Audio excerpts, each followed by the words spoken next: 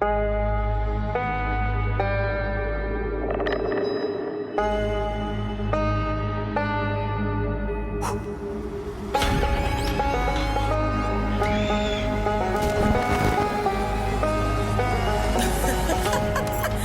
you can't trust county. All right, hold on. Christmas in July, baby. All right. This is the finale. We got to do it up. All right, let me go ahead and get my thumb over my camera cover.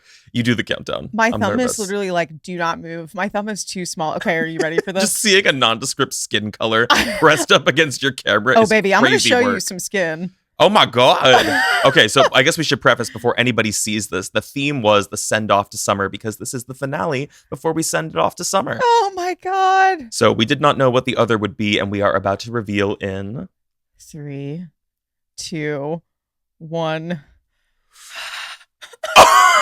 Wait. Baby,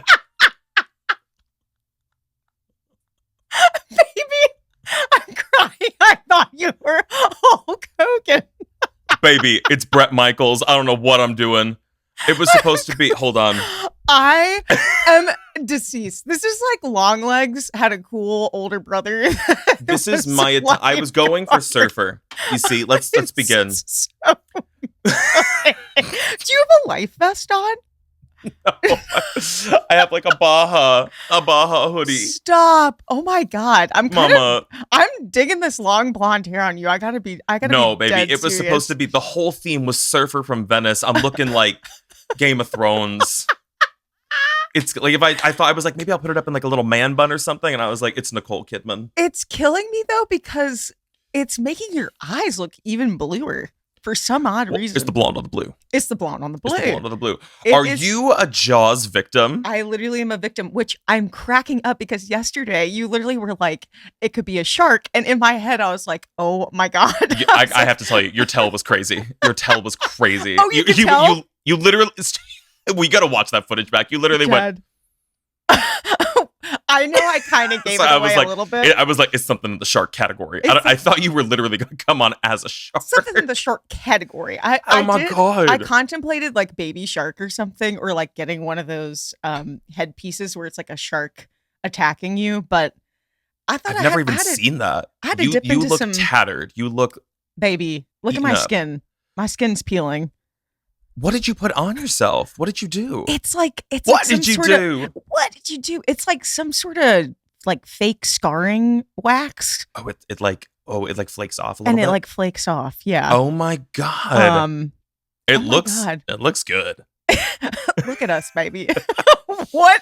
Whatever television show this is. Don't let people see you watching this on the train or nothing. I called Scott and he stayed on the phone with me just to make sure I was okay. You know what's funny is we also were talking about David Hasselhoff the other day, and I'm like, he would definitely be in whatever the show is. Absolutely. I mean, you're a lifeguard. Of course, it's Baywatch. Of course, a Baywatch. Exactly, baby. I'm still doing Game of Thrones. This is not giving Venice. This is giving Viking. Do you know what's so funny? I thought for 2 seconds that you might have showed up as Pam Anderson. Stupid. Why did I do that? I thought you might have. I'll put the glasses back on. Put those glasses on, baby. Oh my God. It's going to be Bret Michaels today. I should have been Pam Anderson. Why didn't I think of that? Well, I'm sure the breastplate couldn't arrive on time from Amazon. Yeah, I was going to say, it was a fast turnaround. A fast turnaround on this one. Fast turnaround. Oh my God, but I got the wig glue out and everything for this one. Oh God, I cannot believe it is about to feel like summer in about 2 seconds. I just realized you have a background though. I didn't even notice. I was like, you didn't know I was at the beach. I didn't. Sorry. I'm at the beach. I'm just living my life. The AC is off, so I feel like I'm there. Oh you're going full experiential. Full experience, baby. I cannot believe we're at the finale. We're at the finale. This is so crazy. A whole season of CreepTime.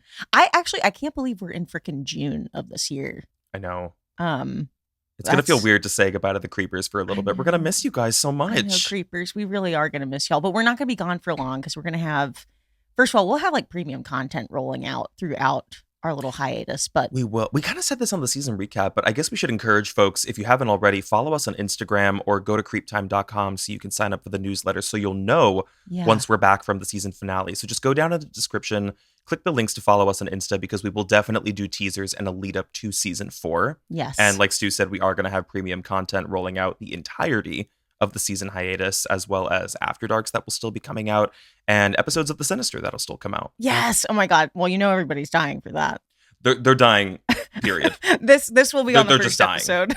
I'll be explaining it's looking worse on camera. Now that I'm like really looking at it, I'm like, it's the white nose. It's just everything to me. It is giving Viking. Okay, before we start, let me make sure that I drop in our chat these visuals for you, Witch Creepers. Y'all know the drill. We will have these up on Reddit for our case today. Also, before we jump into anything, should we just plug one more time that there's 50% off the CreepTime shop? Yes. Oh my God. Just so we don't miss it at the top of this, because we are celebrating the end of the season. So we wanted to do something with the CreepTime shop and do like a major discount. We are doing a finale sale. So from now, I guess from yesterday, whenever that episode dropped, all the way through Sunday, the end of the weekend, and this will come out on Friday, everything in the CreepTime shop is 50% off. The code you will use is Finale50. It is right on the website. So please, if you want to get more merch, if you want to buy merch for the first time, go to creeptime.com, use the code Finale50 and get 50% off. Yes. And I have one other thing to plug. Yes, because I just found out about it today. Plug it. I'm going to VidCon. Stop. On June 21st, I am hosting actually a true crime panel for Spotify. So please, stop. Oh my if you have not been to VidCon, if you want to come and see and meet every single creator you've ever met under the sun, please get your tickets for VidCon this year, 2025. I will be there June 21st for a panel hosted at 5 p.m. and it's going to be live streamed, I believe. Oh my God. Well, I'll be there. I'll be on the live stream. I'll be there. You'll be in Italy like on a live stream. On a live stream on the beach. Looking like this. Oh, Memento, in Italy. Please. Memento. Wait, so people know, can you go to VidCon? You can. VidCon is in person. It's a con. It's a full convention. Okay. It's in Anaheim, California. So if you're in the Los Angeles or SoCal area, please consider getting your tickets. Again, June 21st. Yes, get your tickets to VidCon. I would love to meet you and love to have you at the panel. Go to VidCon and then go to Disneyland right afterwards. Baby, plan the vacation. Plan the vacation. Plan the vacation. Vacation vibes. Oh my gosh. Okay, so you've got that link, hopefully in our chat. Let me open that right now. And there's no surprise because you already know what we're covering today. I do. And I think a lot of the creepers are going to be probably pretty elated that we are covering this. It's been a highly requested case, and it's certainly one of the most famous unsolved disappearance cases from the last several decades. And the most haunting thing to me as I was researching was thinking about how now, just having passed May 2025, we would have just passed this person's 22nd birthday. This little girl who went missing 18 years ago would have maybe just been graduating college. Maybe she would have already had a family, or she could have been getting ready to embark on a promising career path. Who knows what her future had in store for her? But instead, it was cut short, one family vacation gone wrong. And I know you and I always say with abduction cases that it's a parent's worst nightmare, but typically the parents aren't sitting 180 feet away, awake from the child at the moment they're taken. If you already haven't seen the title of this episode, I'm talking about the disappearance of 3-year-old Madeleine McCann, an unsolved mystery that took the world by storm in the early 2000s. I mean, the media blitz around this case, the polarization of how people feel about the parents, the tension between the Portuguese and the British police, it is an insane story. But no matter how you feel about this case, whether you look at the parents in a positive or a negative light, you look at the investigation as botched, or you feel one way or another about the suspects that they've named, the tragedy here is that not only did a 3-year-old go missing from her bed one night, but it happened in a foreign country, in a place that was unfamiliar to her, and all under the pretense of a fun family vacation, not to mention while her 2 twin siblings were sleeping right next to her soundly. Right. Yeah. And I knew the top line of this case, but after doing a deeper dive, I am left with such an unsettling feeling. And I gotta say, this is such a different feeling from covering something like Jean Bonnet, because normally I feel like my gut can tell me something about it. But if I'm being totally honest with you and with the creepers, I'm in a fog with this one. It might be because the coverage of it felt so chaotic, or I feel like the McCanns are kind of emotionally hard to get a read on, or maybe I just feel like I don't really know much about Madeleine herself. Like her personality didn't come across to me in all of the coverage as much as like a JonBenet did or something. But it's very hard to explain, but I feel a lot of like unease about this case, unrest, I guess I should say. So hopefully you and the Creepers can help me out as we do a deep dive for our season 3 finale episode into the harrowing disappearance of 3-year-old Madeleine McCann, taken from her bed on May 3rd, 2007. Oh, this is going to be a big one. It's going to be, I can feel it. I can sense that it's going to be a really massive case. I did know we were covering the story of Madeleine, but I also only really know, I think, the surface level details of what happened. So I'm really interested to get into what you've uncovered and what you're going to bring here today. I'm very, very curious. Do you remember the first time you heard about this case? I don't actually. And if I did, I think I was kind of late to it, to be honest, because what year did it take place again? It was 2007. Okay, so we were still really like we were young still to young. be maybe cognizant of this happening or unfolding in the news. I thought it was even earlier in the 2000s. Yeah, well, it's weird. I also kind of tapped like some family and friends just to like get a vibe for them, like people that are a little bit older than us, just to see if they remember the case. And I know it was globally, it was covered like crazy, but I do think that maybe in America, it wasn't as big. Like, I feel like JonBenet, everybody in the States remembers like exactly where they kind of were when that was happening. But I feel like if we tapped UK listeners, they would be like, oh my God, the Madeleine McCann case. Like my family. I was just going to say, I was like, this might have been really big in Britain. Yes, it was. It was massive. I also just felt a flake of my skin fall to the ground. I think it's what's supposed to happen. Just let it happen. I can feel the wig glue coming off as we speak. The beads of sweat, they're going to be dripping down by the end of this. Oh my God. Give me 1 sec. I'm going to take my headphones off and pull the hair back. Oh my God, please do, baby. And while you do that, let me just say to the Creepers, thank you all so much for making season 3 so incredibly special. We were saying this last week. We said it yesterday doing our season recap. This season has been one of such like enormous growth for both of us. And we appreciate y'all going through all of the changes with us. Because I know there was a lot happen. We had video, we had a costume. I've been leading more. Like so much has happened. And you guys, we got to meet so many of you on our tour. How could I ever forget that? I mean, that was incredible. We talked about that before, like the idea that we did a tour in the middle of the season. Yes. That's kind of crazy that we didn't disrupt the season at all and we still went out on the road. Kind of crazy. Like thinking about us just like I would wake up while we were on tour and I'd be like, oh my God, CreepTime has a new episode today. Like, when did that happen? I know. It almost felt like we were like subscribers to the show. I was like, oh my God, they're dropping something. And I was like, I am the we. We're the we. I am the we. Not to toot our own horns, but I was like, damn, we did that. Oh my God. But let me just say also that y'all's case suggestions this season have been so bomb. Keep them coming for season 4. We are going to miss you guys so much on our little hiatus. I know. But this is actually a perfect time, I think, to like get your friends into the podcast because you guys can like go back and binge older episodes if you haven't gone through like the whole catalog yet. We're also going to be having new premium content coming out. So it's a good time to try premium because then you can, you know, if you get through all of our other episodes, go back, listen to the premiums that you haven't listened to before. And if you are new here, what a jarring way to join us. I think it's perfectly appropriate. We've got a Viking and a attacked lifeguard, but we really wouldn't have it any other way. And not a Viking. I put a lot of concept into this. Yes. Okay. Back to Bret Michaels, baby. Back to Bret. I'm a Venice surfer. Baby, we gotta work on the jargon. We gotta work on the the physicality. Cowabunga, dude. Cowabunga. But I am your host, Stu, and alongside of me is my amazing co-host, Silas Dean. Hi. And we drop new episodes every Friday, even though we're going on hiatus for just a little bit. But once we're back, we drop new episodes every Friday. We cover classic true crime, unsolved mysteries, paranormal, all things spooky. There goes another flake of my skin, with a little bit of levity sprinkled in. So you can watch us on Spotify, on YouTube. You can stream us anywhere you stream your podcasts, and you can follow us on Insta, on Reddit, where we'll have some visuals that accompany this case.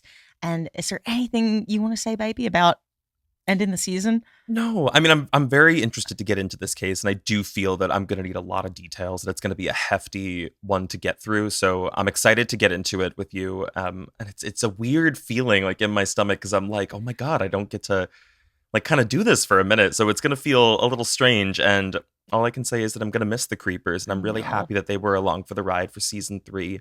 And I'm happy that they were so active and a part of creating season 3, because so many of the cases you and I both covered were suggestions, like you said. So thank you for doing that. And thank you for being here. Yes, y'all have been amazing. And we said it yesterday. We were like, we will send it for season 4. Mark our words, babies. And we cannot wait to get back on the ride with you for season 4.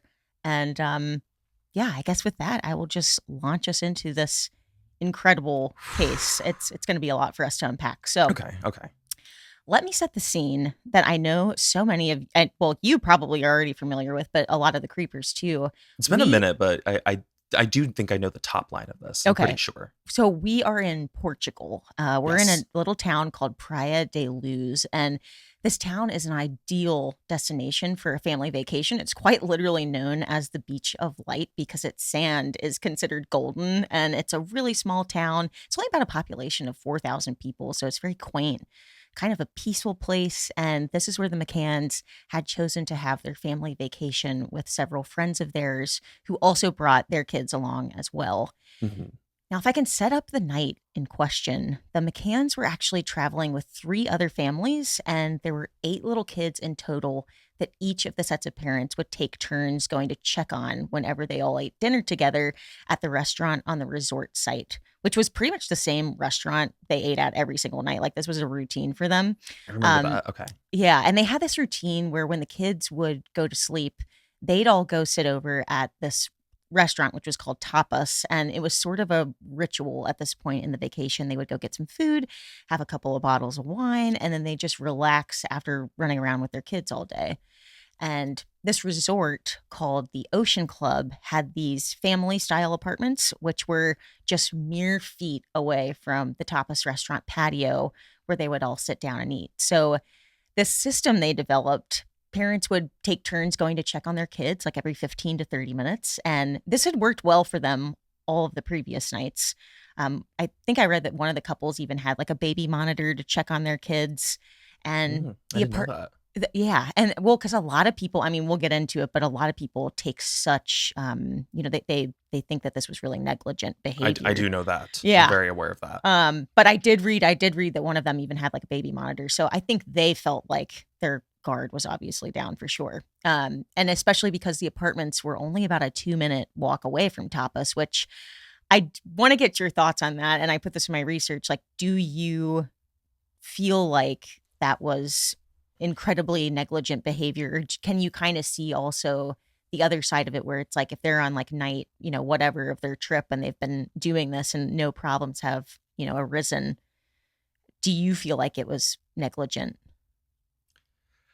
It's really tough. I've gone back and forth on this a lot with this case, and from the details that I know and the details you just told me, it's so difficult for me to assess because you don't know what the environment was like, and I also don't know the full details of like, I can't remember if the door was left unlocked. I can't remember how young the 2 other kids were that were there. So yeah, there are a few factors that sway it for me. It's about age, and it's about the minimal security that was in place. The check system, I still don't know how I feel about. I don't know about that. Yeah, it's I mean, I think we'll probably talk about it a lot more when we discuss, like the McCanns as potential suspects in this case or whatnot. But I think that's just something I saw over and over again in my research was people really hold on to that idea of like, how could they have used this as their system for checking on their kids? But I think when you look Creepers also at like the map of where it was, I can't say I would do it. But I think their guard was definitely down. They felt like they were safe. Well, that's my confusion too. So like, it's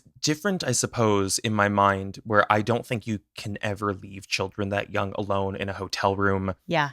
In general, but the way that you almost made it, you described it, you almost made it sound, it was like they were just outside of the hotel room on like a patio outside. Yeah. But I don't know if that's true or no, accurate. What you can kind of see, I think I have it on the second page of the visuals. Let me take a look. It's not that close. I'm going to be perfectly honest. I think it's literally like mapped. It's about 180 feet. Apparently you Okay, could no, that's see. Not close. It's not close, but it's no, a 2 no, minute. That's not close. I imagined they were like out on like a patio that was like outside like of a right sliding door, and I'm like, well, no, if they're like within eyeshot or earshot, I suppose this is not close. I don't like this. Yeah. So, but I think Thank you for including this because this did make a difference. for yeah. me. Well, good. And not to put you on the spot, like you've got to form an opinion about it, like right now. I mean, take everything in with this case, you and the creepers, but I think it's just important to note, how close they really were when all of this goes down. Mhm. So on this night, they had sat down at around 8:30 to have dinner, and Jerry McCann, Madeleine's dad, was the very first one to get up and do a check. So he got up at around 9, checked on the kids. Everything seemed fine. All of the kids were in their bed. The only thing that was a little bit strange was that the door was ajar in a way that wasn't normal. And Jerry and Kate, that's Madeleine's mom's name, they said they might have like left it open, just like a little crack. So there's some nightlight coming in. But Jerry recalled when he got to the room that the door was more than just cracked open. It was like halfway open. So he thought that was weird. And then he shut the door completely. He went to the bathroom in the apartment and then he returned to the restaurant. And at 9:30, Kate was going to do her check on the kids, but they had a friend there, the Oldfields, and Matthew Oldfield, the dad, is like, you know what? I can actually just go check on your kids because I really want to go check on mine. And Kate says, okay, well, if you're sure. And he says, yeah, no problem. And he goes and he checks on everybody's kids and Mhm. they're all sound asleep. It's not until 10 o'clock when Kate McCann finally makes a trip to go check on her kids that terror would set in. So when Kate got to the bedroom where Madeleine and her 2 twin siblings were sleeping, she also noticed that the door was cracked. But when she went to open the door, it apparently like slammed back in her face from the wind. Okay. So then she fully, and keep that in mind, so she then fully opens the door. And when she looks, she sees the 2 twins in these like little pull-out cots that they had in the room, and then no Madeleine. But not only that, one of the windows in the room was open, which is why that wind had like slammed it shut. And immediately she thinks to herself, okay, I definitely didn't leave that window open. I don't think Jerry would have. Did Madeleine get out of her bed and like go to our room? Did she want to snuggle with us or something? Mhm. So she starts looking all over the apartment, doesn't see Madeleine anywhere. And this is the beginning, of course, of a parent's worst nightmare. So Kate reportedly flies back to the restaurant and she starts yelling out to the group and her husband, Madeleine's out of her bed. Something's happened. And I actually read that Kate yelled out, they've taken her, which keep that in mind too. A lot of people kind of think that that was potentially her like selling a story. I don't know if I fully subscribe to that, but a lot of people have said that line of her saying they've taken her running out to the restaurant was like an interesting nugget. But they all sort of get up in this rush and panic and they start searching around all over the resort. And I'll just mention my first thought when I saw what the resort looked like the whole layout of it. And I know I've got a picture there. Mm. I wondered, just as a parent, I feel like my first thought would have been like, oh my God, did she get out of the apartment and go in this pool? Because there's a pool that actually separates where they were eating and the Right. apartment. That would have been like my first thought. It was like, oh my God, she drowned. But they look all around the resort, look in the pool, look around the apartment complex, and nothing, no sign of her. So they call police, who arrived right at around 10:30 p.m. and an intense search of the grounds begins. And of course, police are going to try to find any sort of sign that somebody broke into the apartment to take Madeleine, but nothing out of the ordinary except for that window that the McCanns are pretty sure that they didn't leave open.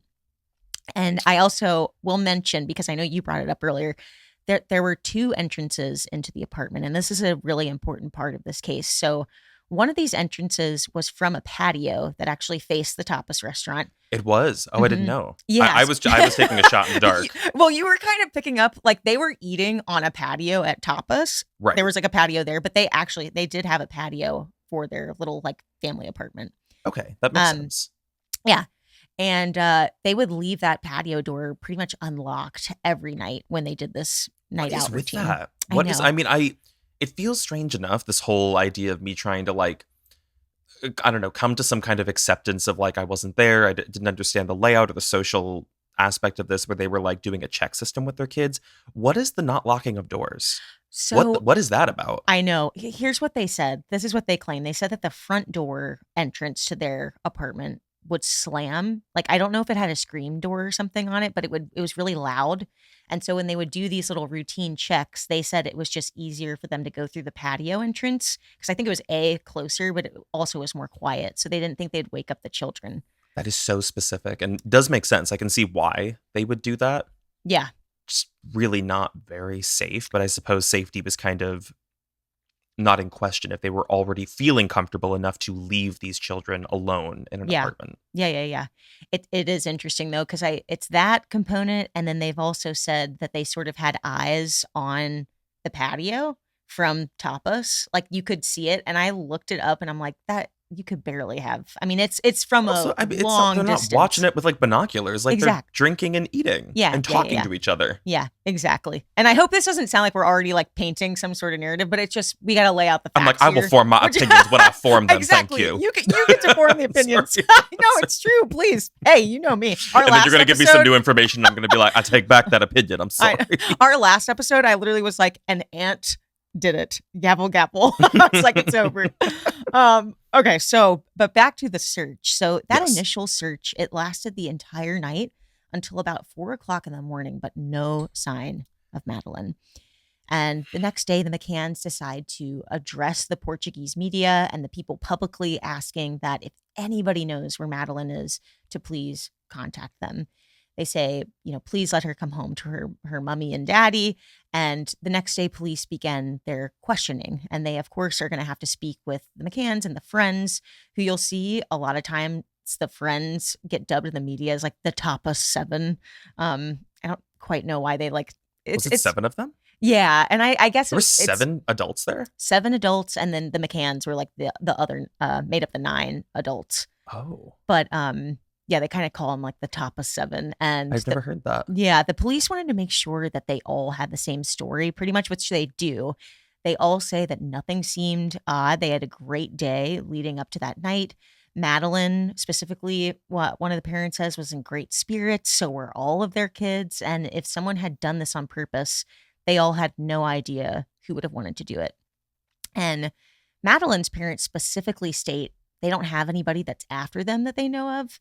And I don't think I've mentioned it yet, but both of her parents were doctors. So I did know this. I remember you mentioning that to me actually when I was doing the research, and I was like, what kind of doctors were they? Because like maybe one of them was a surgeon or something, and I don't know, malpractice of some sort. I don't know. But I think the mom was a general practitioner and the dad was a cardiologist. So it seems like the likelihood of somebody coming after them for that reason is low, in my opinion. But they do make that known to police. And Kate, during questioning, mentions to Portuguese police that she feels like Madeleine also would have been the type that if somebody did come into the room, she would make noise. And what she said, whether or not that was like a happy sound because it's mom and dad, or it was I'm scared, I'm upset, like who is this stranger? She said Madeleine's personality was the type that she would have made noise.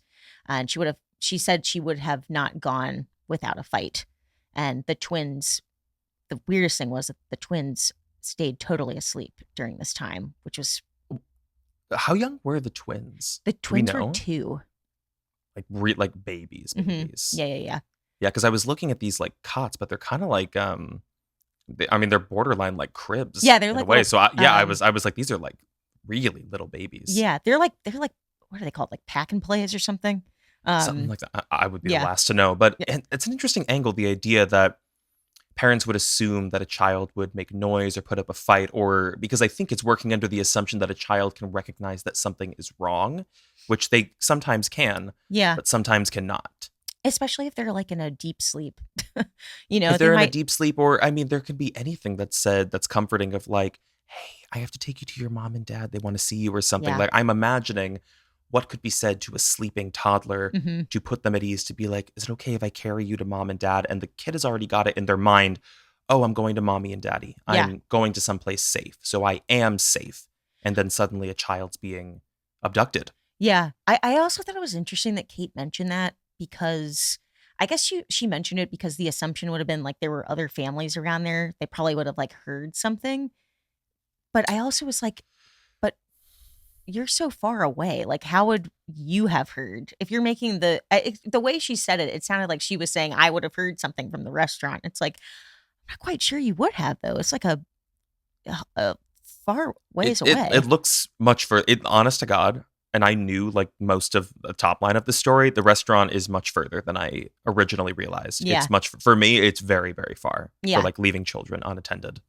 I would agree with you on that. This is not like parents sitting on the deck in the backyard. Like this is parents separate from the residents. Yeah. And I will say also, I mean, 2 minutes is a long time in terms of like an abduction scenario for you to have, 2 minutes to run, or I think it was like walking distance. I mean, I think 2 sounds like a small number, but that's a pretty far ways away from where you got to get to. So, and I would assume people who abduct children, they do not move slow. No. Now, it's also during this line of questioning that police speak to one of the other families on the trip, this family called the Tanners. And this is where we get our first big break in the case. And I think, you might even remember this from your kind of knowledge of this case. And I'm sure a lot of creepers who are familiar with this case will know this. But there was this mom, Jane Tanner, who claims to have seen someone walking near apartment 5A. And I've got a picture of the sketch that they end up drafting. Is that what I'm saying? I wasn't sure what that was connected to. Okay. Yeah. So this is this Creepers. woman. This is on page 2 at the bottom. Perfect. It's basically like a man carrying a small child, and she claims that she saw this at right around 9:15 p.m. And I'm going to read the exact description from the police case file, which are public, by the way. If you ever want to go check them out, it was fascinating there's no way you could ever get through all of them. I swear to God, there were like 4,000 pages of documents, but it's wild. Like you can look up, most of it's in Portuguese, but people have tried to translate it, but you can see pictures and like booking photos and all the different like questioning briefs. It was pretty incredible, but they said, this is what she said. Indeed, there had passed in front of her a man, or they said, this was what they paraphrased her saying to them. Indeed, there had passed in front of her a man carrying in his arms a barefoot child. At the time, she had not paid him much attention because it is common at the OC, which is the Ocean Club, for children to pass in the arms of their parents between the crèche and their respective homes when they have collected them from the babysitting service. Only it was strange that the child had no cover, which I think would be like a blanket, and the way the man walked rapidly and how he was dressed. The trousers were slightly wide. I guess he had weird pants on or something. But the pajamas that Jane recalled seeing this little girl in were pink and white, like a pink and white pattern, which were just like the ones that Madeleine had been wearing. Although they were like, I guess later on it was determined it was like little Eeyore pajamas, but they were like pink and white, repeating. And I also just want to point out that this like crèche, it's like a babysitting service basically, and it lasted from 7:30 to 10:30 p.m. on the resort. So it's not like totally weird to think about that there was a dad maybe coming by early to pick up his kid that fell asleep at the Not at all, but it is weird to think about why they didn't utilize that for these kids. That is something you will see over and over again. That's what I kept thinking. I was like, well, they should have maybe a babysitter with them or something. I'm surely if it's a family resort, they have some kind of service like that. Yeah. I'm shocked they did, and these people didn't use it. That's a huge thing that people take up issue with. And you'll go on the internet and you'll see people saying, well, that's because they wanted to stay out super, super late. They were partiers. You'll see people go on tangents about that. But yeah, it is strange because if you're going to have dinner at 8:30 and there's a service that's on the resort site till 10:30, right, might as well take advantage of it. But I just want to point that out. But Jane is. Oh, go ahead. Did you have something to say? No. I'm storming. That's why I'm upset. So that's why I'm like trying to muscle it down. Please keep going. Okay. Well, you can get upset, baby. This is a free space. So Jane is pretty insistent, though, that this person looked really suspicious. And like, just because I guess the way he was walking was just like very fast. And so police really clung to that. And this is like their first real lead in the case. And I do want to mention, though, at this point, the public was really rallying behind the McCanns. The local Portuguese people, yes, they were so supportive. They were like, oh, I watched so many clips of Portuguese like mothers being like, oh my God, we cannot believe that this would ever happen in our country, that something like this could happen to a child. And I just want to mention that because later on, the tides really take a pretty massive turn. But at the beginning, the people were rallying behind them. And Naturally, yeah. yeah, and the search had expanded rapidly. It was a huge search way outside the realm of just the resort at this point. They had border patrol involved to look for suspicious characters going out of the country. They had people at the airport that were on guard. They had a huge volunteer effort from the Portuguese people, but nothing had turned up until we reach right around the 10th day after Madeleine's disappearance. On May 13th, the police get their first lead on a suspect, which I'll mention this word a couple of times, but they call suspects there arguidos, and Arguidos. arguidos. And I talk about it later too, but it's sort of their way of like publicly naming a person of interest. And I'm not quite sure why they do that, but every time I mention arguidos, that means a suspect. And the guy that they name, and if you've watched the Netflix doc, you will probably remember him. They spent quite a long time on him. But his name is Robert Murat. And I think I got a picture of him maybe on like the third page. Oh, you do? Let's see. But Robert was a British property consultant who lived in Praia de Luz. And he actually lived in his mom's house. And I guess you could argue he sort of like shot himself in the foot by doing this, but he comes out at the beginning of the investigation to help police. He basically goes to them and says, I actually speak Portuguese and English, and this case is just hitting me so hard. I've got a daughter that's Madeleine's age. What can I do to help? Can I help you guys translate things? And at first they utilized Robert. He translates a lot for them. And shortly after the first couple of days they've been working with him, they become suspicious because at this point he's sort of overextending himself into the case. Apparently he was talking to a lot of like the Portuguese locals, probing questions, basically asking like what they knew, were people talking about him, what was the public's perception of him, just like very fishy questions. And so police not only bring him in for questioning, but they also obtain a search warrant to his home. And oh, they do? Yes. Yeah. Wow. And they flip the script on him. Yeah, I was going to say, they felt compelled. Yes. And you'll know, I mean, I don't want to paint a picture about the Portuguese police like too fast, but they move quick. Like even naming people publicly, I think kind of says a lot about the way they kind of like do business over there. It's like, it's an interesting tactic. I know. feel like because that's so different from the US where it takes a very long time where they name a person of interest, let alone like inching towards naming a suspect, which would be different. Yeah.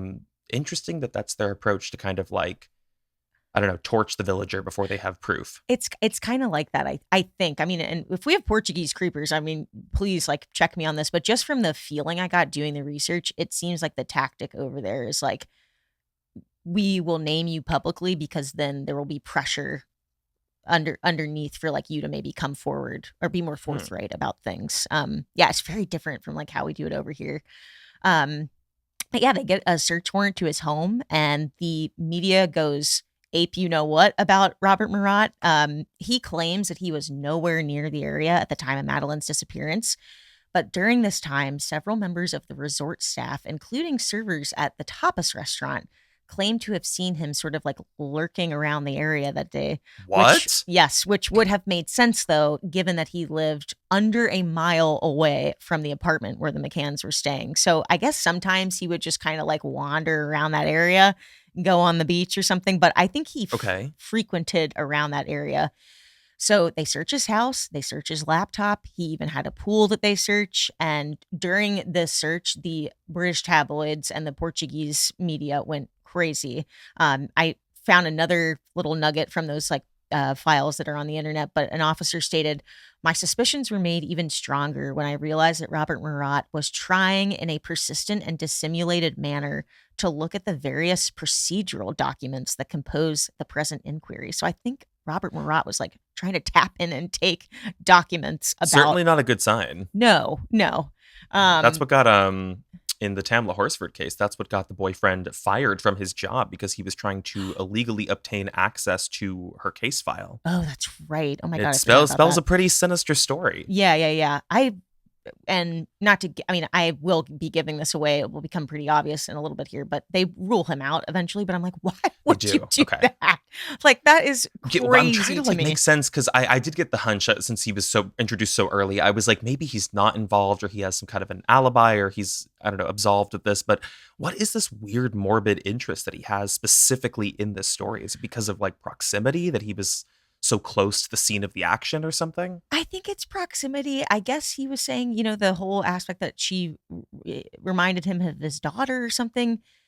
It's just like a Hero hyperfixation. complex, Yeah, I savior think. complex. Savior complex for sure. I don't think he had much going on, is what I think. Because I think I read later on that his businesses were sort of like defunct. I don't think he was like a great property manager. Yeah, what Wasn't an very odd successful. character though to be introduced to the. I feel like it took resources in a weird way. Yeah, and I mentioned him too because like I did watch the Netflix doc, and he's an odd bird. He's a strange person, and if I were police, I would have been looking at him too.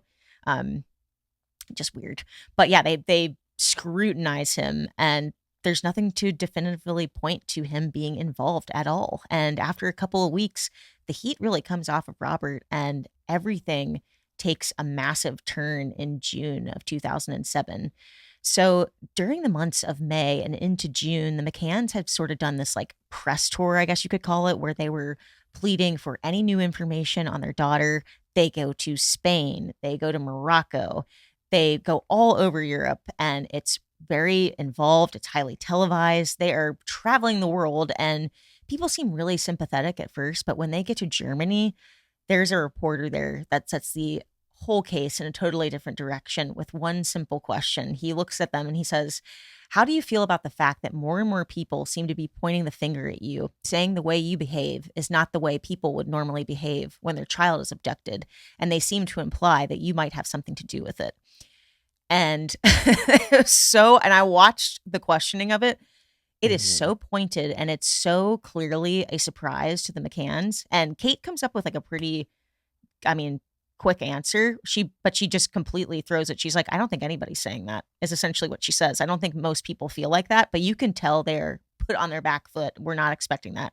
That they were not briefed. If there are briefings about that kind of stuff with a PR team, No, I'm sure that's a journalist looking to like get a moment or get a soundbite or something. Yeah. But it's an interesting idea. The idea of this thought of the McCanns orchestrating possibly the abduction or murder of their daughter, whatever being insinuated here, but then not keeping a low profile, like deliberately going to the media. I can't quite make sense of the motive behind that, other than fame and notoriety. Well, I had the same thought, and actually I was thinking at it from the perspective that I know that British media can be ruthless. So like if they I don't know if they had thought about that before they started really doing all the press tour and everything, but like if this was going to happen, the chance that the script could be flipped, that was not going to be fun for them. But I don't think they thought it ever would. I don't think they ever thought that people were going to like go against them, really, at least not at this point, because they had so much support publicly.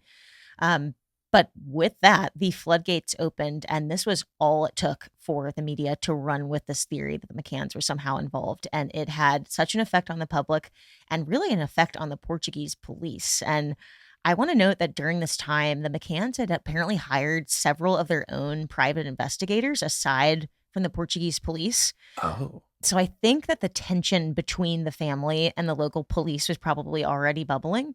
And it's interesting. I kind of think about this from the perspective of a parent. Like, if I didn't feel like the police were doing enough, or I felt like there was a language barrier or something, I probably would hire like my own PIs. I mean, I don't think that's... If your child goes missing and you have the resources, I feel like anybody would give anything they had. Yeah, of course. As much as you had, everything. Of course. But I think the Portuguese police really felt like that was their signaling to them that they didn't trust them.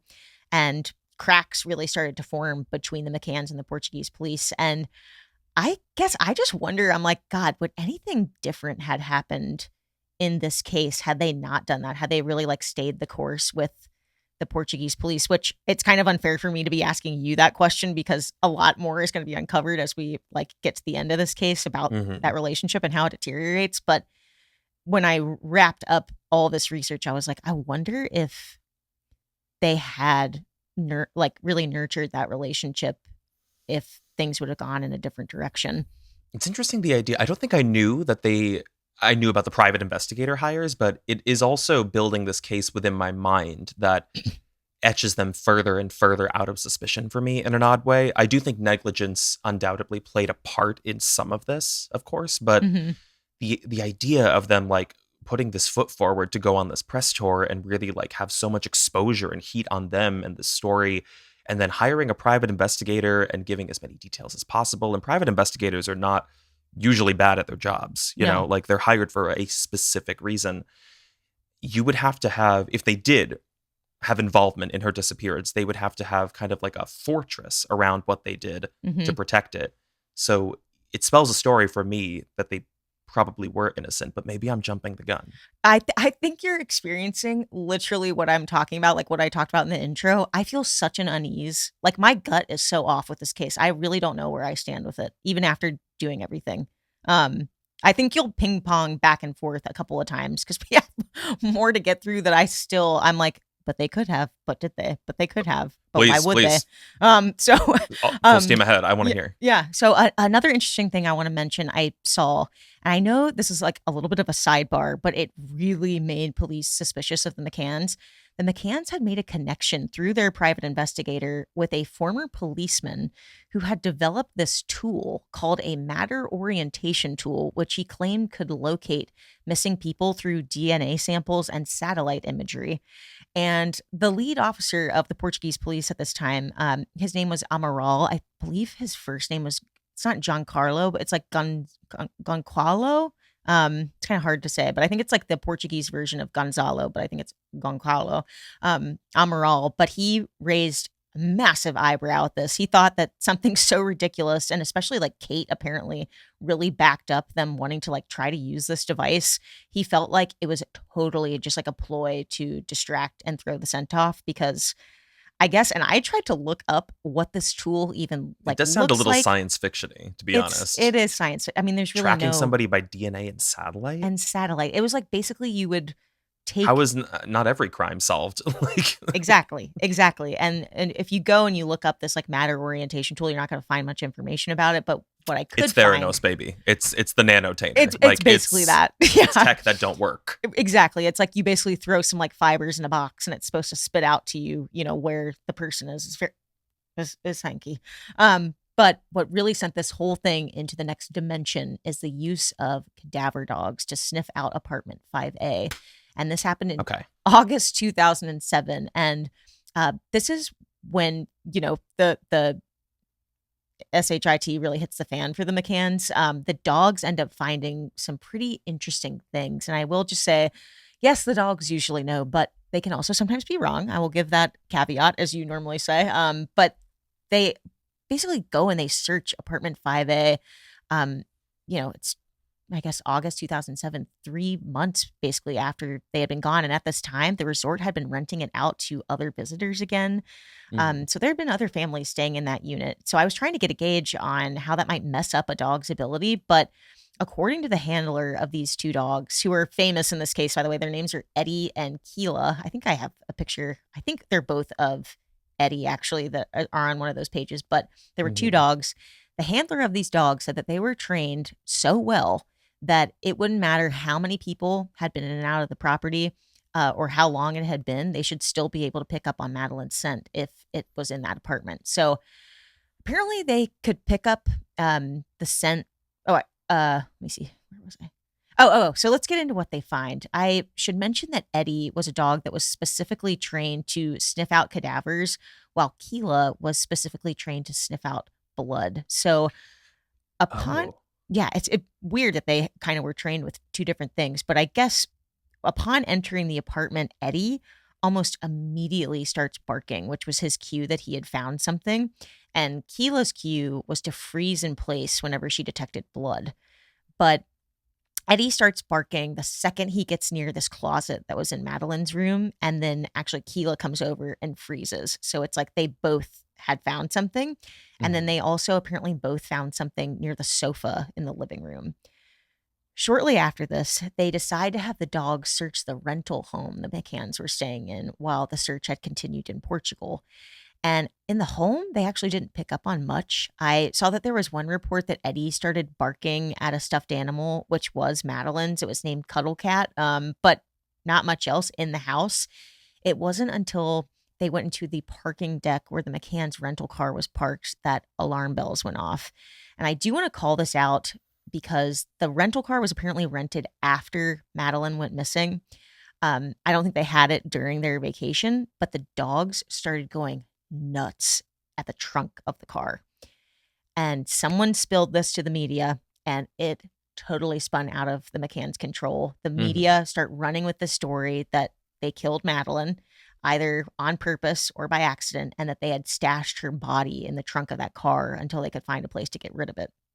And the theory there was that the parents were obviously like the whole negligence thing. They were very neglectful. And what they did was that they didn't want to be bothered by their children at all because they loved to stay out and drink and do whatever, that they had essentially drugged Madeleine with sedatives. This is like the Casey Anthony theory. Oh, yeah. That it was like an accident, like she had tried to chloroform her daughter or something to put her to sleep while she went out to party, but had accidentally killed her child and then tried to cover it up. Yes. I didn't know this angle. Yes, oh, wow. Very similar. And it was like, basically a lot of people had said, like, did Kate accidentally give her too much? And then when Kate went back to do the check, she realized that she wasn't asleep. She was dead.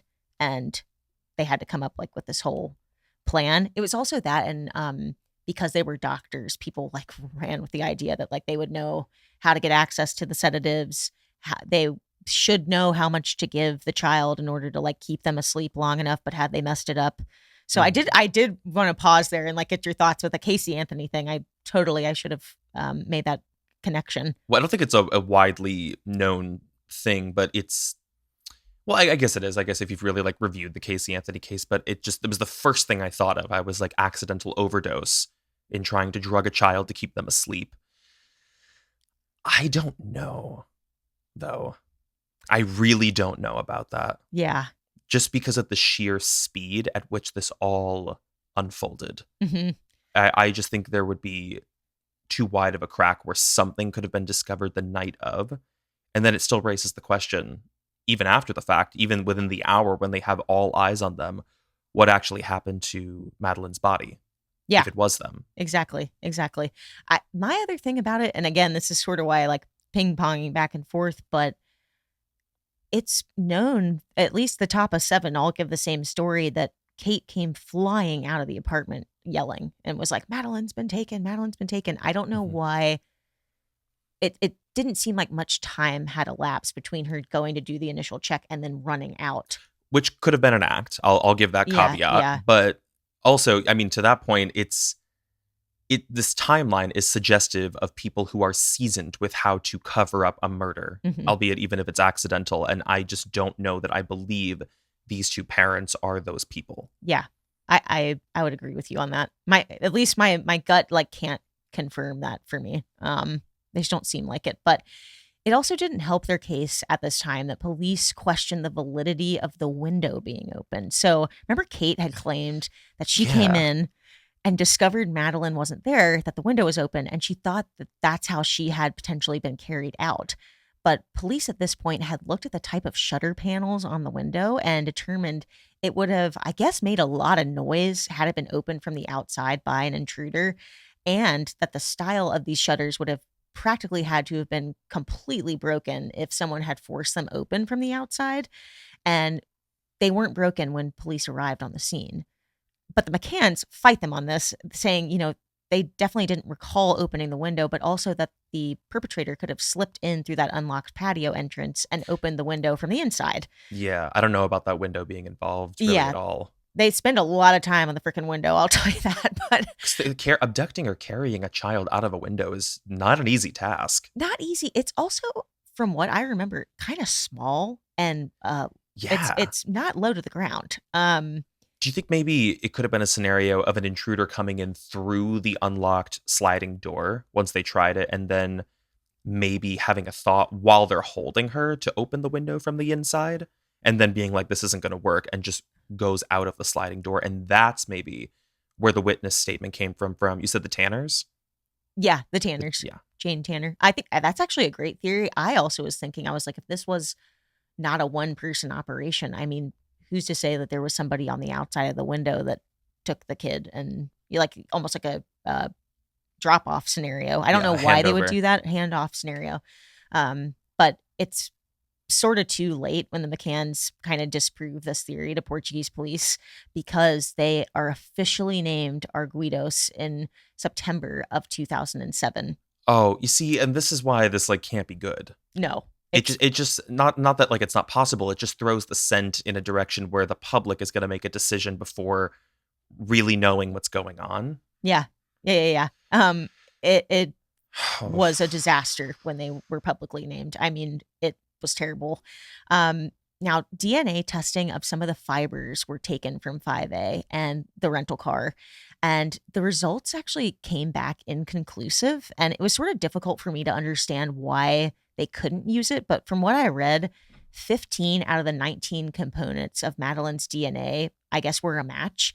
But there was also some sort of complication where it showed 3 different individuals could have been part of that DNA. And I'm like, well, probably her parents and her siblings had a very similar DNA to her. But none of it could be definitively pointed towards Madeleine. But that did not stop the police from interrogating the McCanns. And actually, they purposefully did this before the DNA results were released. They were grilling them. And from what I read, they, during these rounds of questioning, were so hard on them that the McCann's legal team advises them that they need to do what they had vowed to never do, which was to leave the country without Madeleine. But they realized that the last thing that's going to help them is if they get charged and tried in Portugal and possibly taken to Portuguese jail. So they end up flying back to England. Now, weird thing is, once they get back to England, the tone totally shifts back in their direction. I guess on the British side of things, the list of celebrities and political figures that backed them is endless. I was like shocked by the people I read, but to name a few: J.K. Rowling, Bill Clinton, the freaking Pope, David Beckham, all of these public figures. The Pope. There's pictures of them meeting with the Pope. The hell is the Pope doing about this? What? I guess the Pope, just to show that he believes that they're innocent in all of this. They went on like Oprah. They had a huge like celebrity kind of circuit when they get back to England. Interesting. Yeah. And all of these people kind of came forward and said, we will do whatever we can to help the McCanns find Madeleine. Enormous donations and public support. There's a fund for Madeleine that's created called Leaving No Stone Unturned, created by the McCann family. And what I really want to point out about this period of time, like the next 5-ish years, is that I couldn't help but notice doing the research how much of what is reported has to do with the countries going against each other, or private investigation groups discovering things and the Portuguese police getting really upset about it. I was going to say police against police. It feels like that vibe. Constant libel suits filed like left and right by both different groups. And actually this included that lead Portuguese investigator, Amaral. He ends up getting kicked off of the case after criticizing British police so much. I actually think that the prime minister at the time, which I believe was David Cameron, I think he literally made a plea to the country and said like, hey, we're allies. Why are we doing this? Like, and because Amaral had been so gung-ho about the McCanns being involved, so he gets kicked off the case. I don't really understand why. I mean, is it all based off of that DNA sample that was collected from the trunk? It doesn't even seem to be a definite match. Based off the DNA sample, and I think I've watched interviews with the Amaral guy. I think that he has quite a big ego, and I think it was not only that, but from my research, he had sort of a checkered past. He had been accused of like concealing evidence in other child abduction cases, so I think that heat was on him to kind of have a redemption hour. Yeah, he did not have a great track record. That would seem like a record that should maybe.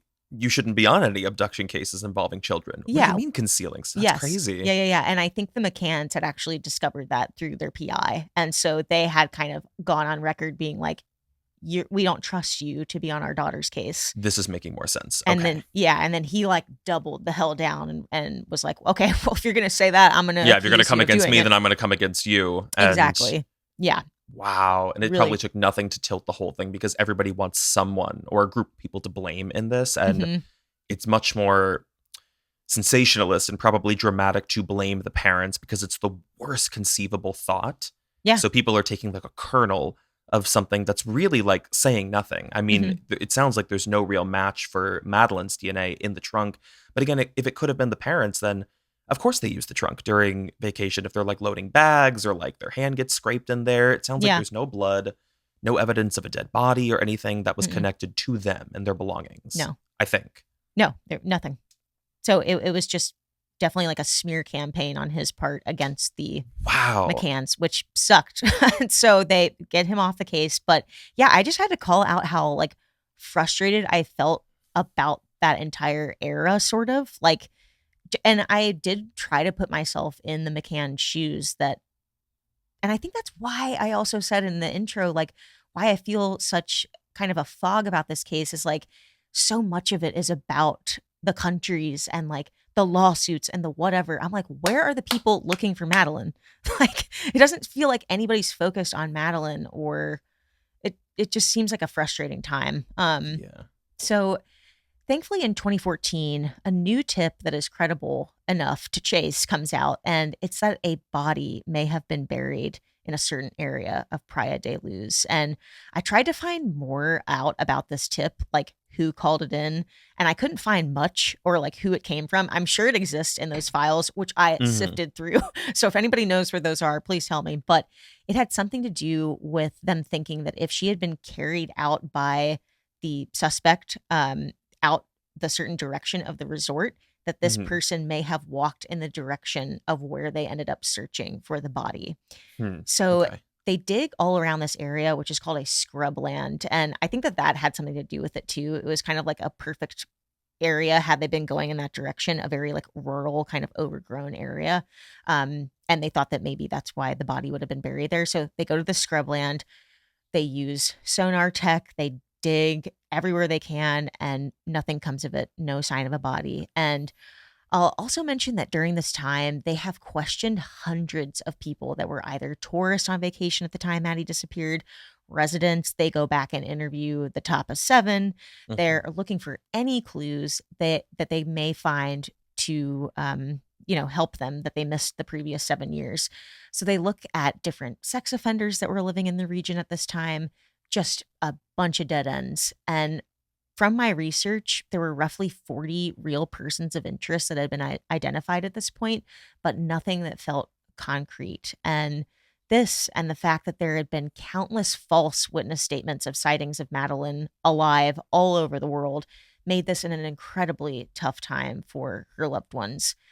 But her parents still didn't give up hope. There was actually a British task force called Operation Grange, which began in 2011, and it operated all the way up to 2020. Actually, I think it's still operating, and we'll get to this, but there have been brand new developments in the case. So I think that they've kind of reinstated Operation Grange. Really?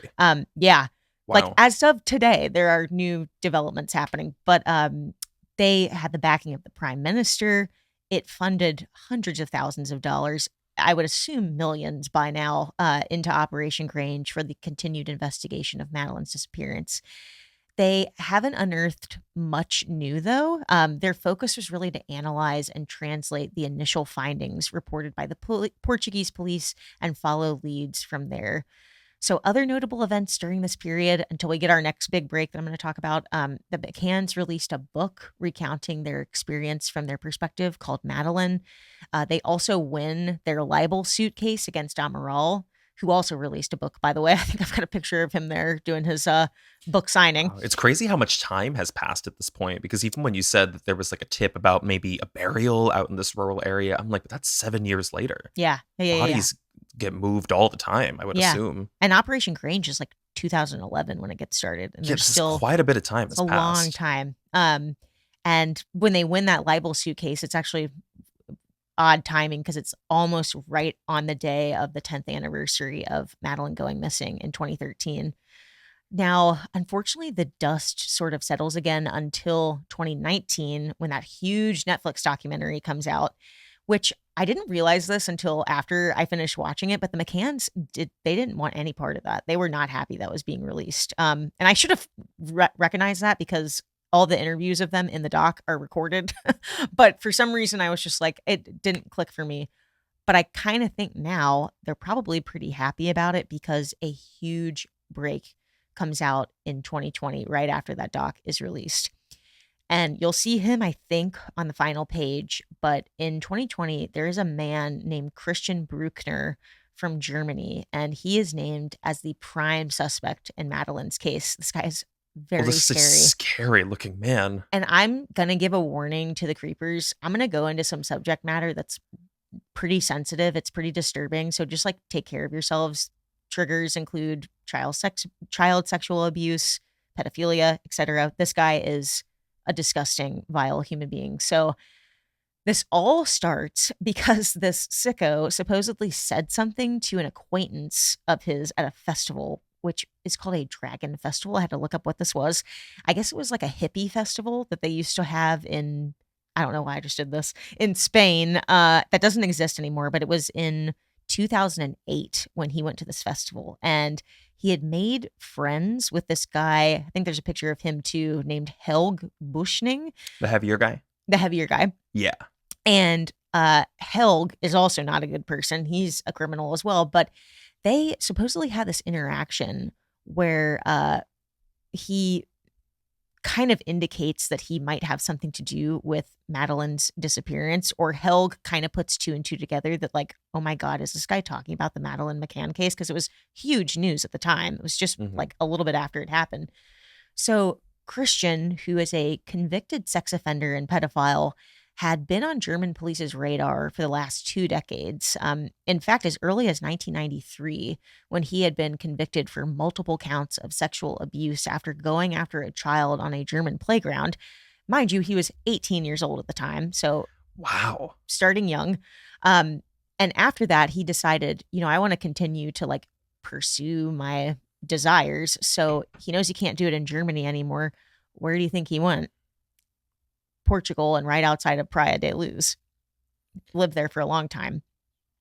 But anyways, let me take us back to that festival for 2 seconds. So Helg had told police at the time that he had met this guy, that this guy had been boasting about this little girl that he had abducted in Portugal, stating, quote, she didn't even scream. And he like basically had thought at the time that was about Madeleine McCann. But I guess when he told police, he already sort of had his own criminal record and he wasn't taken very seriously. This is on record that the quote he gave to police in 2008 was, the guy told me that this little girl didn't even scream. So people have really clung to that. But I think there's a lot to back this up. So I'll keep going on. But in 2019, police had been on Christian's tail, like I mentioned, and the charges are endless against him. But the one that aligned most closely with Madeleine's disappearance was the rape of a 72-year-old woman in Praia de Luz in 2005. And I know that's like strange, like the profiles are very different, but I don't think this guy really discriminated. No, it almost reads like The Night Stalker, where there's really no, like you said, no discrimination or discernment between victims of sexual assault. He just seems like a predator who wants to hurt people sexually. Yes, 100%. And I mean, there are countless profiles of little children that he definitely went after too, but this was the one that like caused them to pay attention to him as a serious suspect in Madeleine's case because of his proximity to her. It's a proximity and it's a statistics thing. Yeah. Now, shockingly close. Yes, and he was convicted in 2019 for that crime, the rape. And at this point, police started to look at him for any possible serious connections to Madeleine. And in 2020, German police announced, quote, we have concrete evidence that Christian is linked to this crime, which feels huge. And much of this leads back to a pretty incredible discovery, which was that not only was Christian spotted right around the Ocean Club during Madeleine's disappearance, he drove a very distinctive looking creeper van. I hate that it's called That's what this van is here. Yeah. Okay. Like a Volkswagen creeper van. Yeah. And multiple witnesses had spotted him in that area right around that time. But his cell phone data showed him making calls right around the time Madeleine disappeared and pinging right from the Ocean Club. So, I mean, crazy. I just couldn't believe that it took them that long, but they could still have access to figure that out from cell phone data. I think that's pretty wild. I guess they would have to know whose cell phone to tap. So it just Yeah. sounds like they weren't privy to like who this guy even was to even know to look at him for a long time. But like, what a incredible discovery that they made. I know. This, coupled with the fact that he had a girlfriend at the time who had, which I don't know how that happens, but he had a girlfriend who had gone on record that said that he had told her he had, quote, business to take care of in Praia de Luz that would change his life. Like the day before he went, supposedly, to take Madeleine. Now, who knows how much we can, I think you kind of have to take that with a grain of salt. That could be like a girlfriend that, has her own agenda or something. But if it is true, it's specific in a weird way where I'm almost wondering, yes, you could make up the lie and say, I have business to take care of, but using that exact verbiage, if it's true, feels really specific. And I'm wondering if this is even bigger than him. And this has something to do with selling her into sex trafficking. You're onto something. You're definitely onto something. Well, police end up naming him an Arguido in 2020. And this is also because, and we're going to get into kind of your theory here, but in 2016, they had obtained a search warrant of his property, which was actually a result of another crime they were investigating him for. This was for the abduction of a child and the rape of a child in Germany, who is a very similar profile to Madeleine, like same age. And that was supposedly something he had done in 2015. I guess he had made his way back to Germany for this. And honestly, I didn't want to include it because it's so just grotesque and foul to me. But just so I can give you and the creepers a clear picture of his perversion, apparently Brueckner had purchased an abandoned factory, which I have absolutely no idea how he afforded this. Maybe it was super cheap, but he had purchased it in 2008 in a super rural area of Germany. I think it's called like Neuegsleben or something. But I know I butchered that pronunciation. But the factory became a focal point during that police investigation in 2016. I guess after they had obtained the search warrant for the factory, and then they discovered that like an unmarked grave, like a cadaver dog had discovered one. And so they start digging, and they are doing this because they think that he was involved with the abduction and rape of a little girl named Inga Gerhich in 2015. So during that investigation and the digging up of his factory grounds, they find 6 USB sticks and 2 memory cards hidden under the body of his dead dog, which contained child abuse images, disturbing memos he wrote to himself about children, and Skype chats in pedophile chat rooms discussing child abduction and rape fantasies. Also found were children's clothing, toys, little girls' swimsuits, and 3 guns, which were thought to have been purchased on the black market with ammunition inside of them. Huh. Very strange. There was also, and I'm assuming this was found on one of those USB drives, there was a nude selfie of him taken in Praia de Luz right around the time Madeleine went missing. There was also a document detailing graphic fantasies, including the abuse of a little blonde girl right around the time Madeleine went missing. And in 2022, he was officially named the prime suspect in Madeleine's case, and her parents reportedly welcomed the news. But here is the chilling part of all of this. Christian is set to walk free in September of this year for the rape of that 72-year-old woman. So I am sure that the pressure is on now more than ever for German police to uncover more concrete links to charge him in Madeleine's disappearance, which they haven't been able to up until this point. The other most recent update in Madeleine's case is linked to a young woman who claimed to be Madeleine in 2023. I covered this on TikTok. Oh, did you? Yeah, okay. Well, I remember what had happened. Oh my God. Well, I wrote in my research, I was like, I don't want to give it much air because it was, the woman definitively it's kind of a ruled. non-starter. Yeah, it's a non-starter. But that was sort of like the most recent update. They did DNA testing. It definitely was not her. In fact, she was, I don't know if you remember this, but she was arrested for stalking the McCanns. The thing is, there was more information that her family, her loved ones, actually like led on to the media. They were like, she's not well and all there.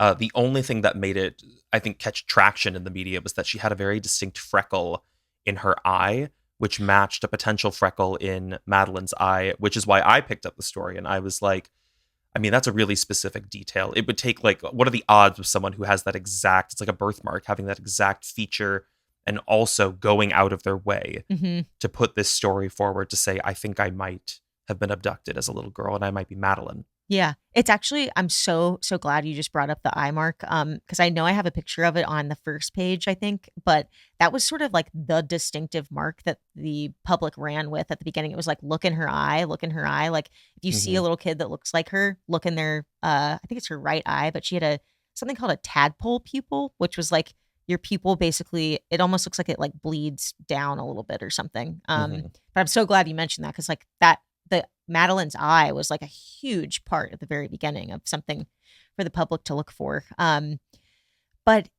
yeah, I mean, it's just an extremely sad case. There is so much animosity and like tumult that surrounds it. But I feel like it is our job, specifically now, like more than ever, to keep this case alive. I know a lot of people do kind of feel like it can be a little bit of a dead end. But if this Christian guy walks free, I mean, he's a very dangerous person. So, and it's not that I want him to be, if he didn't do this, that we, name him as Madeleine's perp in this whole case or something. But I feel like we need to put the pressure on it as hosts of this podcast and bring it up again, because if we do, we're going to be preserving the lives of, other little innocent kids. I don't want this person to go free out into the world. Well, it's surprising that he's up for release, even for the crimes that he has been convicted for. But I'm curious, is there any additional information about him other than the cell phone data? Because to me, it's incredibly damning. But I'd be curious to hear from any of the witnesses or if anybody saw someone who looked like him. Because he, truth be told, I don't know exactly what he looked like in 2006 or 7, but he doesn't really look like what the Tanners said they saw. So it either could not be him, or maybe your theory is on the right track that he was working with someone else. I did include, I think I've got a mugshot of him from 2006, because I had the same thought. I was like, does he look like the guy? Jane Tanner's description of the guy was basically tall, dark, and had a dark coat on. I feel like that's pretty like general. Who knows? But to me, I'm like, Christian's face would stick out to me. Even like, I mean, now Creepers, when you see him, he looks like a scary person. But even in 2006, I think he had kind of distinctive like pockmarks and he has a face that I don't think I would forget. Well, it's something she probably saw in the distance, and again, probably saw at night. So I always question like what people retain when they are witnesses, and like how much of their memory they're actually like backfilling because there are like certain details they didn't really see. So they're like substituting. Be curious to hear like what investigators, how they approach that and feel about when people are witnesses to something, what they can and can't recall and what their mind makes up. But I mean, if any of the distinctive details here are correct about, it looks like dark to maybe like hair, like maybe like mid-length hair down to like his shoulders, at least longer for a man. Yeah. That seems specific. It seems like something that maybe it wouldn't fit with him. So I'm wondering, because he doesn't seem like somebody who has a shortage of money. I'm not sure where he gets it, but if he could have hired somebody or worked with somebody to do the dirty work. I mean, I was looking into some of like those like chats that he had in pedophile chat rooms. I would not doubt for a second that he could have been involved in some sort of like child sex trafficking ring. I mean, a lot of it was like going back and forth with other pedophiles, discussing fantasies and stuff. But I mean, that's just like the gateway to, I think, trying to figure out how to find children to go after. Well, the other thing I'm more like wondering about, it's like what I was just saying, I'm like, I don't know where he gets his money. I think if someone like that is involved in sex trafficking, that is where they get their money. Yeah. I mean, I don't know how someone facilitates that or what those connections look like or how they like start a sale. But this whole thing about the girlfriend remembering him talking about like, I have life-changing business, to me signals some kind of a high-profile sale. He's about to make a lot of money. I'm just curious how he would have stalked her or like targeted Maddie. Like, why her? What about any of this? Unless, was this something the parents had been doing night after night, like leaving the kids in the room? And there we go. I'll tell you something else too that I thought was really interesting is that I forget who it was. I don't think it was an investigator. It was some sort of like expert that had been brought in to talk about this case, but they were saying that normally it's children that are local and that are like not necessarily going to be noticed as missing that are typically taken, or they're seen as like easy targets during sex trafficking. Mhm. And so for him to have done this, he would have been stalking her for a long time. He probably would have had to find a buyer. He would have had to send pictures. So to me, I mean, and my last thing here was I was going to say, do you have a theory? Is there anything that you're kind of feeling tethered to? To me, whether it was Christian or it wasn't Christian, I do have a feeling that there was some sort of sex trafficking of some sort happening because they had been doing this routine nightly. And I just think that it somehow at some point they figured out that those parents were going in and out without a Mhm. lock on that door. And I can just see a world where a little blonde, you know, attractive, I like hate even saying that, but like in a pedophile's eyes, I guess, little girl seems like a high prize like commodity or something, and it would be like life-changing sale for someone like a Christian. Like I can see that. It's an interesting angle. And I do think that it has legs because the whole thing that's absent through all of this is motive. And there's only two modes in my mind of what could drive motive. And one is on the side of the parents and this alleged overdose and then cover up, which I don't think has legs. I really don't. I don't either. I I don't mean, from either. everything you shared, everything you said, there's really nothing to substantiate that. So the only other side of this is I have to assume the motive is sex trafficking because Mhm. it seems much more rare that people abduct little kids or little girls just with the intent to kill. Mhm. Like why and why her? Why them? Yeah. So the idea of the sale makes a lot of sense to me, and I do think it's something he would have the know-how to orchestrate, and I do think he would know how to find a buyer. I just get hung up on the witness statements or lack thereof, and I wonder if it was too risky for him to do this on his own, so he felt the need to do the plotting, do the observations, see that this is a pattern the parents do. Maybe this is a family resort and there are a lot of kids who come in and out of there, so maybe that was kind of why Mhm. he fixated on this place. Yeah. And then he hired someone to do his dirty work, to Yeah. go in and actually take her from her bed, bring her to the van. Did anybody see the van? Any witness statements on that? Yeah, there were tons of witness statements about the van, but not from the family. It was from like locals. It was from locals I mean, later even on. that, I But I mean, mean, just because it's not from the family, yeah, I yeah, think it's still yeah. trustworthy if it's Yeah. locals who saw that van Mhm, mhm. or a van similar to it. Yeah. It was definitely known that he was very familiar with that area. Like I even looked up a picture of his house there. It was like, I mean, from what I could tell from the pictures, it looked like a pretty nice, like little beach shack that he lived in. So, I mean, and it was close. I think I've got a picture maybe on the last page of how close he actually lived to the Ocean Club. I mean, it was just a couple minutes away.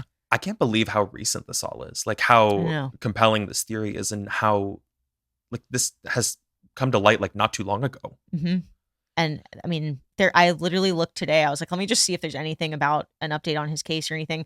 There's still stuff being published all the time, but it's more so like just them hoping to not let him go in September. But today, I even saw that there's like additional searches for her body in like new areas of that scrubland. Like Well, I was just people are going to ask, still all what is over the this. aftermath of this theory? What do they think really happened to her? If she was sold off to somebody else, is there a through line in going through him to figure out who he made the sale with? Was it an organization? Did he even know who he was making the sale with? There are so many questions. Yeah. I'm just curious if they're going to hold his feet to the fire and find him accountable for something so that he talks, or if he won't. He has publicly stated that he's not at all associated with Madeleine. He's like, I don't know who that is. He has said that on record multiple times. So he's going to do his best to make sure that he's not. Well, of course. I mean, he's going to say Of course, that. I of mean, course, he's but got the prospect of walking free in like months. exactly. God, that's so hard to prove. I know. I'm just thinking, I'm like, there's a cell phone that pinged very close to the club. And yes, he was in the area. And yes, he has a record and this damning history. But even so, it's not like somehow not enough to prove that I know. he did this. Yeah. I wish what's kind of upsetting is that like the Jane Tanner witness sighting or the man that the sketch was made of, that I think they honed in on that so hard that there were, I mean, you can go in those PJ files and look at all of the other witness statements were made. And I wish I could like pull on any that I read that like maybe were a match for Christian. I'm sure I could go back and find some, but like there were so many other witness statements that were made about like suspicious looking characters in the area. I just don't know if it got muddied because the police decided to latch onto Jane's sighting so hard, or they felt like that was kind of like their first real big break, that they kind of didn't pay as much attention to some of the other ones, because I think there were a lot of false witness statements too.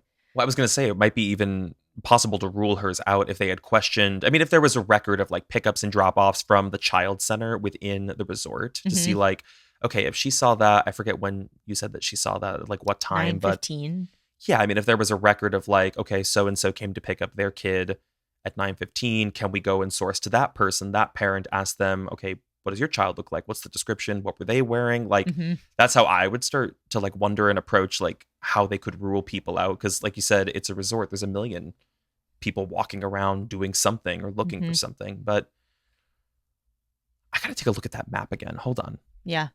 Because I'm just wondering how close to the street the apartment complex was. It was close. McCann's apartment. It was like right there.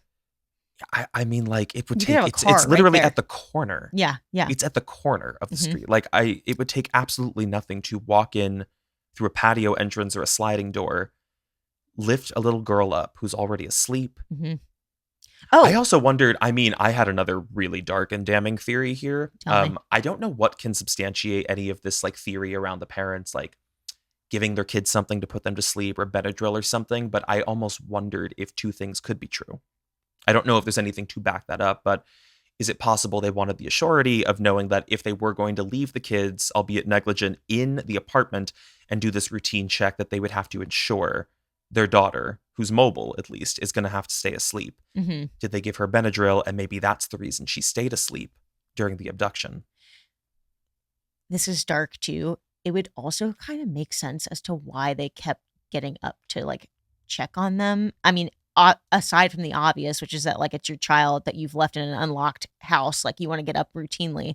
Right. But like if they had given the kid something, I mean, checking to like make sure that nothing bad had happened to the kid, that they hadn't as doctors. I mean, it's so hard to imagine, but it doesn't make sense to me. Like I really don't think, and I mean, this is just my entire like emotional feeling from them, which they are hard to get a read on. I will say that, but they do seem truly like devastated by it. They don't seem like over the top about certain things in my, like, you know, like when we covered JonBenet, I was kind of like some of the interactions that like Patsy had, I felt like were kind of over the top, or like the emotion wasn't clicking there, like it didn't match. And like I feel like every time I watch the McCanns, yes, they're very dry, but I also just kind of wonder if that's like because they're pretty like British and they don't get as like emotional, I guess. And well, I've said this before, and I say it all the time, that it's you're damned if you do, damned if you don't. I think if you're a parent who's like in the media trying to advocate for a missing child or a murdered child, it's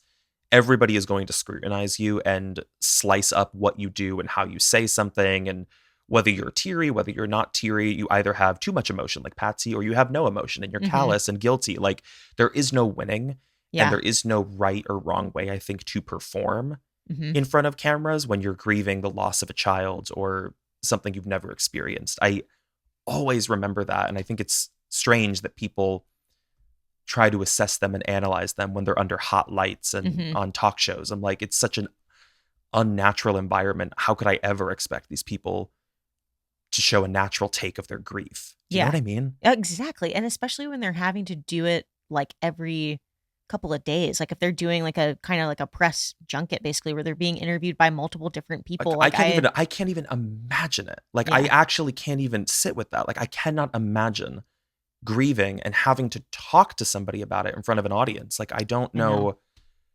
I don't know how I would behave. It's just a wild thing to think of, but I'm still stuck on this track about the possible abduction and trafficking. And I really think that has so much potential with this. I've never heard of anything more compelling than that, to be honest. I mean, that's where I tend to lean. I just, And creepers, like obviously, I'm sure I'll probably put a poll up for you all to weigh in and stuff. But I just, yeah, there's something about the parents. It just doesn't hit for me. It doesn't. Especially because I also don't understand why wouldn't they do that to the other two kids that were in the room? Also, the risk of something going wrong with the other two children sleeping right there is so strange. It just none of it really adds up for me. I don't know what to make of that. I Yeah. really don't. I mean, I'd assume that if someone was quiet and discreet enough, maybe the other two children wouldn't wake up at all, especially if, I don't know, like the kids were already used to hearing in the background, like an adult coming in, like a parent or Mhm. someone they knew, someone they were familiar with coming in, so they wouldn't like jump Mhm. if like a stranger came in right away or be hyper aware. Yeah. I have no idea. I guess I also should mention though, to kind of like counter myself, why wouldn't, if Madeleine was sold into some sort of a ring, I wonder why they wouldn't take the other two children that were right there as well. Maybe that was too risky or something. But I mean, Timing. Yeah, time. yeah. I'm sure. I mean, I'm sure if like time permitted, but don't know how this situation was assessed for the abduction and why Madeline was specific, but it probably just seemed like a risk time wise that they were Yeah. going to take their opportunity, knowing that there was an unlocked and unsupervised and monitored apartment, Hmm. and it was right. I've never imagined like where this place was like actually on a map. I had no idea it was right at a street corner. Yeah. This whole time, I truly thought the parents were like in a back deck or something. Like I always imagined that. Mm-mm. And actually, let me say one other thing. There is a parking, like little car park right there where the window was to like the open window. There was like a Mhm. little place for you to park your car, like right in front of it. I see that. Yeah. I see that. So I don't know if, and I don't know. This is just crazy. I mean, it's such it's a crazy crazy case. they let these children be alone, but I also don't think that most people anticipate a plot as sinister as this. This is really so dark. I know. And on a freaking vacation where your guard is already like so down to begin with, it's so upsetting. It's such a heavy case, but I felt like it was pertinent to bring it up, especially right now, because there's a Timing, my chance. God. The timing is crazy. And I do think that a lot of people kind of say like, oh, there's not a ton new about the McCann case. Like, why cover it? Everybody's covered it, but it's so time is of the essence. Like we need to put pressure on it right now if this Christian guy is actually involved in some capacity. And clearly I they agree. must think something because they're literally going back to that scrubland and searching right now. So I will ask you one last thing before we wrap this case, because this yeah. has been a really thorough walkthrough. So thank you for that. But do you think it's possible, knowing everything that you know, all of the research that you've taken in, that to this day she could still be alive or no? I was trying to look up like age progression pictures. That's so weird you ask that because I was going to try to include them on the last page just because I'm like, how often statistically do we see, even if they are sold into a ring? I would be curious to know like what the age of the person typically is, like, or how long they last, I guess, until this is so dark, but like until they're sort of like seen as no longer at the age that's attractive or I have no idea. Well, I was thinking about that as well. I was like, as you age out of, I suppose, what you're abducted into, but she was so young. I'd be curious if she would even know that she's Madeleine McCann. Like she could have grown up with this like very fuzzy memory of like who she remembered as her parents Mhm. in the earliest years of her life. And she may not know her name. Her normal completely shifted, and maybe she didn't understand, and she was sort of groomed and grew up in this environment of this ring. And yeah, I don't really know what happens to them once they age out of it. Do they also become groomers or predators? Like, are they utilized in that way as Probably. adults to Yeah. coerce other children? I just wonder. Or was she killed? Yeah. Oh God, it's so hard because I'm like, of course I hope that she's still alive, but I cannot imagine that it is crazy to think that she'd be 22 right now. She'd still be, I'm sure, pretty viable for whoever it was that, took her. Um, I hope that she's alive, but I also almost hope the opposite, because I think to have gone through something like this, I have, at least if It's the fate worse than death. yeah, if it's anything like what I saw with this Christian dude and his ring of people that he was associated with, the depravity is so dark and disgusting that like it almost is worse, in my opinion. Are there any final details about what might happen with police, with his case, with this investigation before Christian is going to walk free this year? I mean, I know they're going to do everything they can to deny. I think that he's actually been filing appeals as well, like to have a lessened sentence. So I think that he's hired, a pretty, I guess you could call them robust legal team for himself. But where's this money coming from? I have no idea. It's actually weird. Dough? I need to look that up, because his house in Praia de Luz was like not bad house. And I'm like, follow the money. I think follow the money and you'll uncover like some of the folks that he might be connected with, and that might be helpful. But yeah, wow, yeah. I had no clue. I mean, I certainly knew like the top line, and everybody I think knows this story. But I also wondered too. I was like, I wonder what new could come from a story that's, I mean, as old as this. I mean, it's going to be coming up on almost 20 years ago that this happened. Mm-hmm. This is so crazy. I had no idea it was this timely. Yeah. Well, I want to thank you for sitting through it, because I know it's a very heavy case and there's a lot of detail, but I feel like with something, especially because it's our finale, but like with something that has been covered so many times, it's like, how can we make it feel timely? How can we make it feel like it still matters today? So yeah, I mean, creepers, like, keep the story alive and stay vigilant about Madeleine. And yeah, if there's updates on Christian, I'm sure we'll like talk about it next season. I'm sure. Yeah. Because he's supposed to get released around the fall? September of this year. Yeah. Wow. Yeah. Not if we have anything to insane. do with it. Oh, God. Well, baby, I don't want to say goodbye. I was going to say, give me a second to come down. I'm like, hold on, let me have a sip of my sweet tea.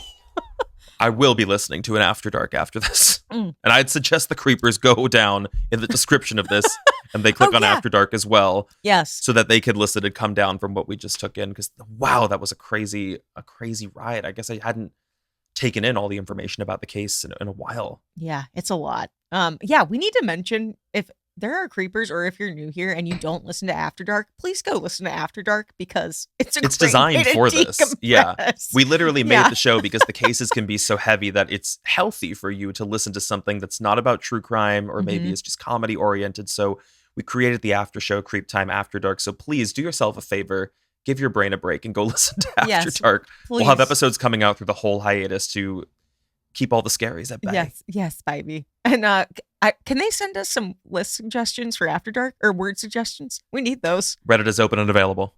Babies, it's not just case suggestions anymore. Send us your this wig cap. I literally just felt the headache come on from the wig cap. Look at the skin, just flaking off. I was actually like looking at it through the whole case, and I was like, "Are you a shark attack victim or a burn victim?" It's funny. I really did try. Oh, okay. I was like, the flaky skin. I was like, is she burned? But I think it's a burn victim. I was looking. I needed more time, but like, I guess to do it, I guess to make it look like a shark bite, you really need the like teeth marks. This stuff. Thank you, Jeff Bezos, but I don't think this is like movie grade scar tissue. We understand. The Oscar will not be going to us for the makeup job. But I noticed the tattoo. I just noticed that. There's multiple, baby. Stingray. Baby, I got a little fin right here. Oh my God. Will you be going to Venice Beach right after this? I would blend in. I'll tell you that. Here, I'll put the glasses back on so I can give you the full effect. Hold on. My God, please. Yeah. Have you been to Venice Beach? Yes. Yeah, I love Venice Beach. And do I not look like someone who's hanging? You do. And actually, it's funny because the podcast headphones actually work. Actually, I could see you rollerblading around and like doing whatever.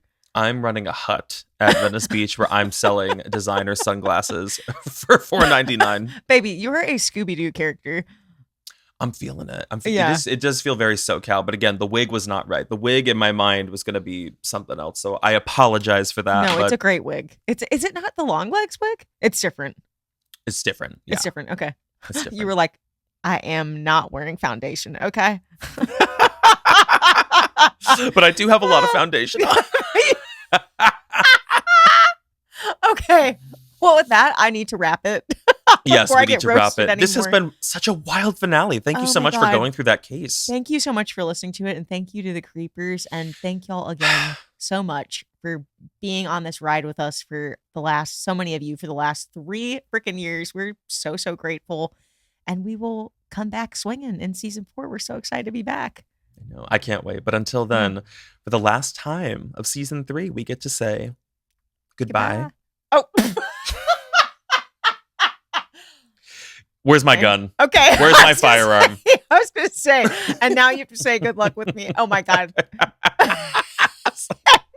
You know that send off, that little thing we do at the end of every episode? You know that. I went goodbye. And good luck, y'all. Oh my God. Good luck. We are going to see you guys back on season 4, and I'll see some of you soon at VidCon this summer. Oh my God, yes. Get your tickets to VidCon and have a great summer, y'all. We love you. Bye. The send off to summer begins.